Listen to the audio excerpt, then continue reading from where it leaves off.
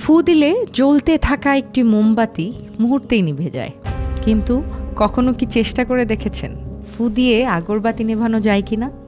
যায় না।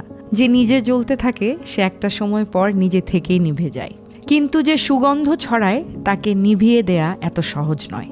জীবনও ঠিক এমনই। যারা আলো ছড়ায়, যারা অন্যকে পথ দেখায়, তাদের আলো কখনো নেভে না, বরং তারা নিজেদের আলোয় অন্যদের আলোকিত করে। তাই এমন একজন মানুষ হয়ে উঠুন যার কারণে কারো জীবনে নতুন আলো জ্বলে।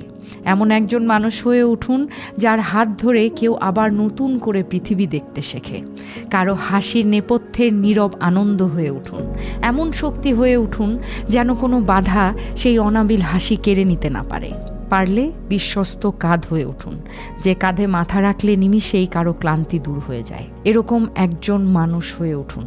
মনে রাখবেন, বন্দুকের চেয়েও বড় হাতিয়ার আছে, আর তা হলো একজন ভালো মানুষ হয়ে ওঠা।